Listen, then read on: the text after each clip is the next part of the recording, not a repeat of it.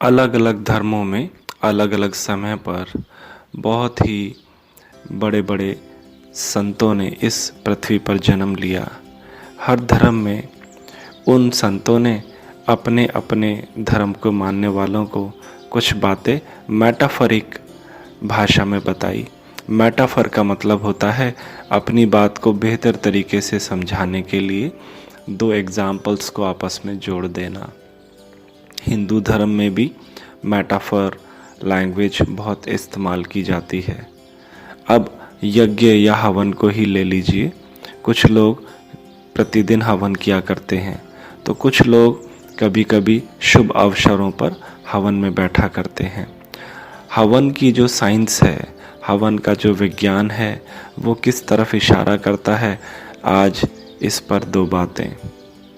जब भी हवन किया जाता है तो उसमें मुख्य रूप से तीन चीज़ें होती हैं: अग्नि और अग्नि में डालने वाली सामग्री तथा घी। अगर हम अग्नि को देखें, उसके स्वभाव को देखें, तो अग्नि की लपट हमेशा ऊपर की तरफ और आसमान की तरफ होती है। अग्नि की लपट कभी भी नीचे नहीं जाती। और अग्नि की दूसरी विशेषता, अग्नि में जो भी डाल दिया जाता है वो प्योर हो जाता है, शुद्ध हो जाता है, यानी कि अग्नि अशुद्धि को जला देती है। अब अगर हम इसको मेटाफर भाषा में देखें तो हमारे ऋषि मुनियों ने बताया कि हमारी जो चेतना है उसको हमेशा अग्नि की तरह देखना चाहिए, उसको हमेशा ऊपर उठाने का प्रयास करते रहना चाहिए, और जितनी भी अशुद्धियां हैं उन सबको जलाकर अपने आप को सतत प्योर और शुद्ध बनाने का प्रयास प्रतिदिन करना चाहिए। पुराने ज़माने में लोग अग्नि में हवन करते समय अन्न डाला करते थे, जैसे कि गेहूँ, चावल इत्यादि। गेहूँ का डालने का मतलब था कि अगर गेहूँ को बीज रूप में देखा जाए तो जब एक गेहूँ के दाने को उगाते हैं तो उसमें से बहुत सारे दाने उगाते हैं, तो अहंकार को, ईगो को बीज रूप में ही जला देना चाहिए। तो एक तरह से जो सिंबॉलिक उसका गेहूं का यूज़ था वो एक अहंकार से लिया गया कि अगर अहंकार पैदा हो रहा है तो उसको तुरंत बीज रूप में ही जला दें, नहीं तो जब वो मल्टीपल हो जाएगा तब उससे हैंडल करने में बहुत ज़्यादा कठिनाई होती है और फिर इंसान अहंकार तो ख़त्म नहीं कर पाता परंतु खुद ही हताश, परेशान और डिप्रेशन में चला जाता है। तीसरी चीज़ जो हवन में इस्तेमाल की जाती थी वो होता था घी। यह एक बात समझने की है कि बीज अपने आप पैदा होते रहते हैं।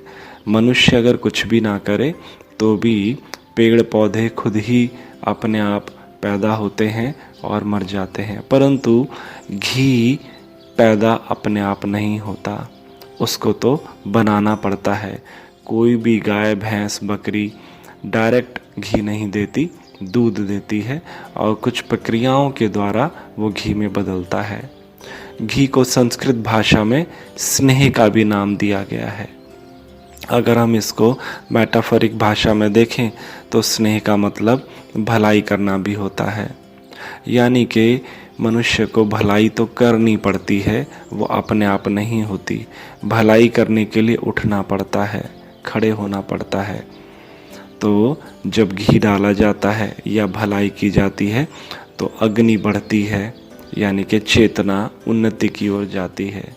तो हमारे जो पुराने ऋषि मुनि यज्ञ के द्वारा ये बताना चाहते थे कि प्रतिदिन अपनी चेतना को अग्नि के समान रोज ऊपर बढ़ाने के लिए यज्ञ करते समय वो रिमाइंडर्स हैं, और अहंकार को बीज रूप में ही नष्ट कर देना चाहिए तथा भलाई करते रहना चाहिए, दूसरों की मदद करते रहना चाहिए ताकि आपकी चेतना प्रतिदिन ऊपर उठे। तो जब सुबह सुबह यज्ञ किया जाता था तो वो एक तरह के रिमाइंडर्स हुआ करते थे कि आज शाम तक मुझे अहंकार पर विशेष रूप से ध्यान देना है। अगर रात सोने से पहले कभी भी कोई ऐसा क्षण आया जिसमें मेरे अहंकार का प्रदर्शन होगा तो मुझे उसी वक्त उसको बीज रूप में नष्ट करना है, ताकि वो बड़ा हो ना पाए। और कोई ना कोई भलाई का कार्य अवश्य करना है जिससे मेरी चेतना प्रतिदिन बढ़े। परंतु अगर आज आप हवन करते हैं तो इन चीज़ों का तो ध्यान ही नहीं रखते, तो फिर अग्नि को इस प्रकार जलाकर हवन करने से और उसके अंदर घी और अन्न डालने से कोई विशेष लाभ तो होता नहीं है। इसी प्रकार जब होली पर लोग गेहूं की बालियों को उसमें भूनते हैं, तब भी मेटाफर यूज़ यही था कि जब गेहूं की बाली मतलब अहंकार को भून दिया और अगले दिन प्रेम से सबसे गले मिले और सबको हैप्पी होली कहा।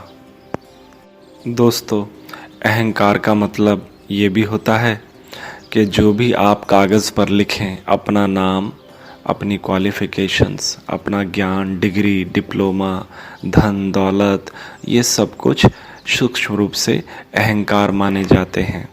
ये चीज़ें आपको इस पृथ्वी पर आपके जन्म के बाद मिली हैं। ये जब आपको मिली हैं तो इनका इस्तेमाल किया जाना चाहिए। इनका प्रदर्शन करके जब हमारी इच्छा दूसरों को नीचा दिखाने की होती है तब हम मान लेते हैं कि हमारे अंदर अहंकार है। कई लोग बहुत पढ़ाई करते हैं, बहुत सारी डिग्रियां ले लेते हैं, इसका मतलब ईश्वर ने उनको विशेष बुद्धि और प्रतिभा दी है। उन डिग्रियों को लेकर, उस ज्ञान को लेकर मनुष्य की ज़्यादा भलाई की जानी चाहिए। कई लोगों के पास बहुत धन होता है, इसका मतलब ईश्वर ने उनको विशेष रूप से ज़्यादा सक्षम बनाया है। तब उस धन से दूसरों की क्या भलाई की जा सकती है, क्या क्या अच्छी बातें की जा सकती हैं, ये समझने की बात है। कई लोग बहुत ज़्यादा ताकतवर होते हैं, विशेष रूप से ताकतवर होते हैं, तब उस ताकत का क्या सदुपयोग किया जाना चाहिए। अगर ऐसा सदुपयोग या भलाई होती है तब वो चीज़ें तब भी आपके ही पास रहती हैं, उनको कोई आपसे छीन नहीं लेता, परंतु फिर आप अहंकार से शून्य हो जाते हैं। आज के लिए इतना ही। मैं डॉक्टर हरीश शर्मा। आपका दिन मंगलमय हो और आज के दिन आप अहंकार से रिक्त होकर, शून्य होकर अपनी चेतना को बढ़ाएं और कुछ भलाई के कार्य अवश्य करें।